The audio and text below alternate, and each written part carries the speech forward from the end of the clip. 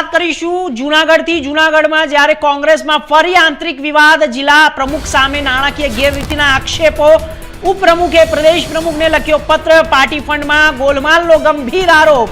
જૂનાગઢ જિલ્લા કોંગ્રેસમાં આંતરિક વિવાદ ફરી એકવાર સપાટીએ આવ્યો છે।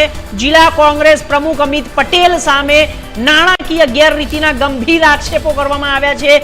જૂનાગઢ જિલ્લાના કોંગ્રેસના ઉપપ્રમુખ એડવોકેટ ધીરુભાઈ કુંભાણીએ પ્રદેશ કોંગ્રેસ પ્રમુખને પત્ર લખી જિલ્લા પ્રમુખ અમિત પટેલ સામે ફરિયાદ નોંધાવી। 10 જૂનના રોજ લખાયેલા આ પત્રમાં સ્થાનિક સ્વરાજ્યની ચૂંટણી દરમિયાન પાર્ટી દ્વારા તાલુકા દીઠ મોકલવામાં આવેલા ફંડનો ઉપયોગ અંગે ગંભીર સવાલો ઉઠાવવામાં આવ્યા છે। પાર્ટી દ્વારા તાલુકા દીઠ ફાળવવામાં આવેલા ₹25,000ના ફંડમાંથી નવા તાલુકામાંથી 4 તાલુકાના ફંડની રકમ ગેરરીતિના પાસે રાખી ગોલમાલ કરી હોવાનું જણાવાઈ રહ્યું છે। તો આ રકમનો અંગત ઉપયોગ કરવામાં આવ્યો હોવાનું પણ આરોપ લગાવવામાં આવ્યો છે। જૂનાગઢ કોંગ્રેસમાં આંતરિક વિવાદ સામે આવ્યો છે। કોંગ્રેસની અંદર જ્યારે પૈસાને ફંડને લઈને વિવાદ ઊભો થયો છે। ઉપપ્રમુખે જ્યારે પ્રદેશ પ્રમુખને પત્ર લખ્યો છે અને જિલ્લા પ્રમુખ સામે નાણાકીય ગેરરીતિના આક્ષેપો કર્યા છે। ઉપપ્રમુખે પ્રદેશ પ્રમુખને લખ્યો પત્ર અને ગેરરીતિ આચરી હોવાનું સંભાવનાઓ સામે આવી રહી છે।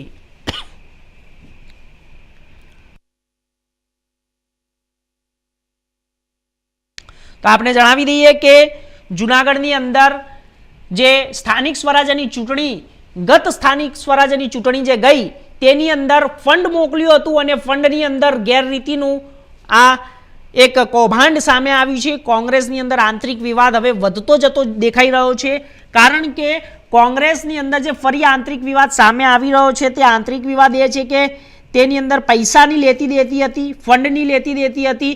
કારણ કે પૈસા જે સ્થાનિક સ્વરાજ્યની જે ચૂંટણી હતી તેમાં પૈસા જે મોકલવાના હતા એ પૈસા મોકલીને જ્યારે ચૂંટણીઓના પ્રચાર પ્રસાર માટે વાપરવાના હતા પણ તે પૈસા ખાઈ ગયા। આંતરિક વિવાદ સામે આવે છે, પૈસા ખાઈ ગયા અને પૈસા એટલા માટે ખાઈ ગયા કારણ કે તે લોકોએ ગોલમાલ કરી લીધી।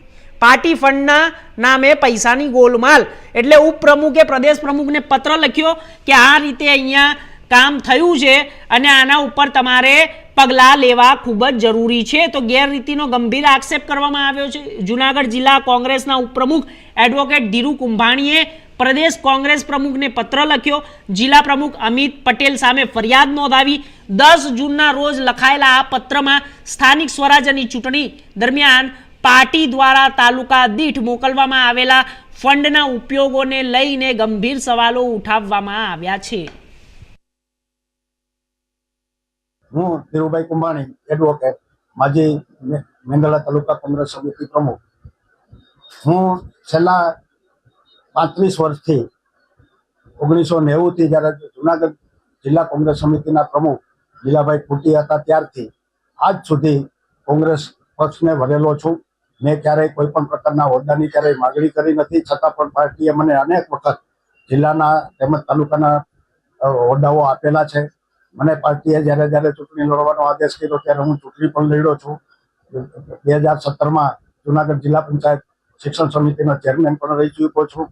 છતાં પણ આજના જૂનાગઢ જિલ્લા કોંગ્રેસ સમિતિના પ્રમુખ પોતાની મનમાની કરે છે। હજુ 1-1.5 મહિનો ત્યાં પોતાની નિમણૂક લઈને આવ્યા છે અને એક પણ તાલુકા કોંગ્રેસ સમિતિના પ્રમુખોને કે કાર્યકર્તાઓને વિશ્વાસમાં લીધા વગર પોતપોતાની રીતે નિમણૂકો આપવા માંડ્યા છે। છેલ્લી સ્થાનિક સ્વરાજ્યની ચૂંટણી વખતે અમદાવાદથી કોંગ્રેસ પાર્ટીએ દરેક ઉમેદવારોને તેમજ દરેક જિલ્લા કોંગ્રેસ સમિતિના પ્રમુખો, શહેર કોંગ્રેસ સમિતિના પ્રમુખોને પાર્ટી ફંડ પેટે ₹25,000 મોકલવામાં આવ્યા હતા, જે તમામ રકમ આખા જિલ્લાની જિલ્લા કોંગ્રેસ સમિતિના પ્રમુખના ખાતામાં જમા કરાવવામાં આવી। છતાં પણ જિલ્લા કોંગ્રેસ સમિતિના પ્રમુખશ્રીએ કોઈને જાણ ન કરી, પરંતુ પ્રદેશમાંથી જાણ થતાં જે કોઈ હોદ્દેદારો હતા તે તમામ હોદ્દેદારોએ પૈસાની માગણી કરી। અમુક લોકોને પૈસા ચૂકવવામાં આવ્યા।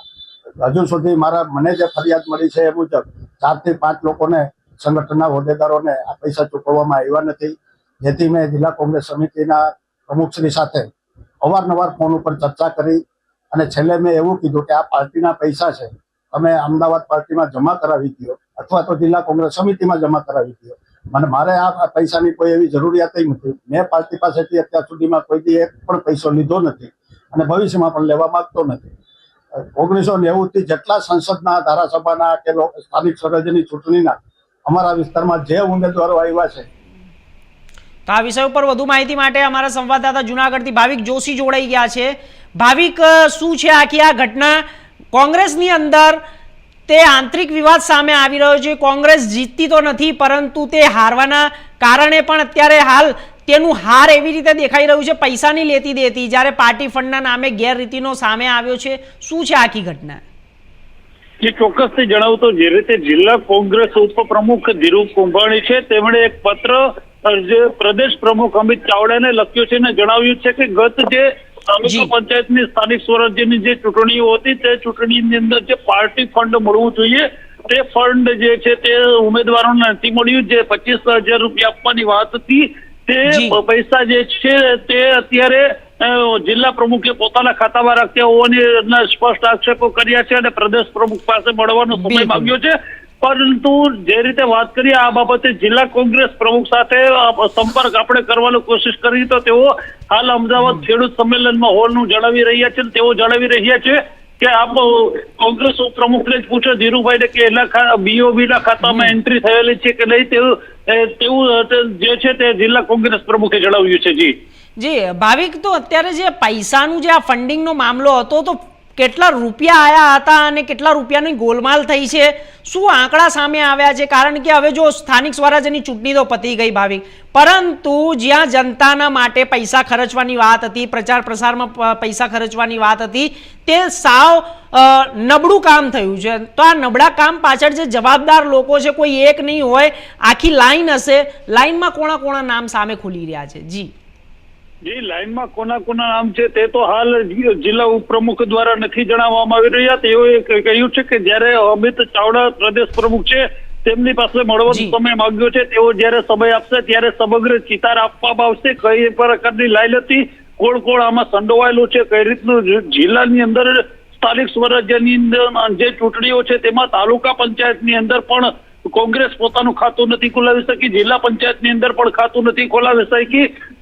જિલ્લાની અંદર કોંગ્રેસનું જે પ્રદર્શન રહ્યું છે તે ખૂબ જ નબળું રહ્યું છે. આવા અનેક જે પ્રકારની કામગીરીઓ રહી છે, જે પૈસાની લેતી દેતી હોય કે ઉમેદવારો માટે જીતવાની કે ફોર્મમાં ભરવા સહિતની જે પ્રક્રિયા હોય, સમગ્ર પ્રક્રિયાઓ દરમિયાન ક્યાંક ને ક્યાંક ઉકળતો છે ચાલુ જોવા મળ્યો તો તે હવે ચરમસીમાએ પહોંચ્યું છે. ત્યારે સમગ્ર બાબતે હવે પ્રદેશ મોવડી મંડળ તેમજ કેન્દ્રનું મોવડી મંડળ છે તે આ મામલે ધ્યાન આપે તો આગામી સમયની અંદર 27માં જે છે તે વિધાનસભાની અંદર ઉમેદવારો પોતાનું યોગ્ય પ્રદર્શન બતાવી શકશે તેવા પણ હાલ ગંભીર પ્રકારના આક્ષેપો જિલ્લા ઉપપ્રમુખ ધીરુ કુંભાણી દ્વારા કરવામાં આવ્યા છે. જી ભાવિક, જ્યારે કોંગ્રેસ પાર્ટી અત્યારે તો ચૂંટણી જીતવામાં શૂન્ય છે, પરંતુ જ્યારે પાર્ટીની અંદર ગેરરીતિની વાત આવે, પૈસા ખાવાની વાત આવે અને આ પૈસા એટલી હદ સુધી ખાઈ ગયા છે અને જે જનતાના પૈસા ખાઈ ગયા છે, ધારો કે પ્રચાર પ્રસાર માટે પૈસા આપ્યા છે, પરંતુ શું ફંડનો કોઈ આંકડો સામે આવ્યો છે?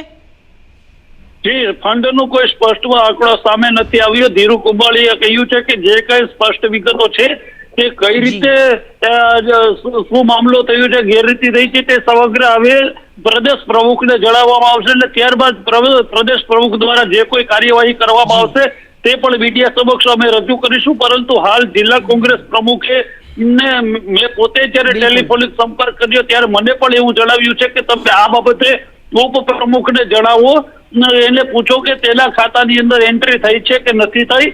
મેં મારા તરફથી પૈસા આપેલા છે તેવું જણાવવામાં આવી રહ્યું છે. હું હાલ જે છે તે ખેડૂત આંદોલનની અંદર અમદાવાદ ખાતે છું તેવું જિલ્લા કોંગ્રેસ પ્રમુખ અમિત ચાવડાએ આજે મારી સાથે ટેલિફોનિક વાતચીતમાં જણાવ્યું છે.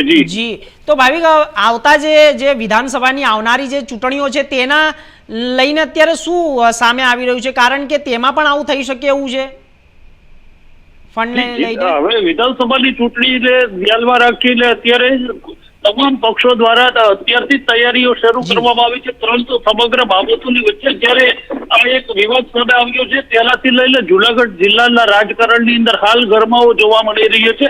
અનેક તર્ક વિતર્કો જોવા મળી રહ્યા છે. અન્ય કોઈ આગેવાનો કે સ્થાનિક કોર્પોરેટરો કે કાર્યકરો આ મામલે બોલવા તૈયાર નથી, તેઓ હાલ મૌન સેવી રહ્યા છે. ત્યારે અનેક સવાલો ઉઠી રહ્યા છે કે ખરેખર એમની સાથે જો અન્યાય થયો હોય, તેમને કઈ તકલીફ મુશ્કેલી પડી હોય તો તે લોકોએ પણ આગળ આવવું જોઈએ, તેવો પણ સામાન્ય જનતા દ્વારા સવાલો ઉઠવા પામી રહ્યા છે. જી ચોક્કસથી ભાવિક, આપનો ખૂબ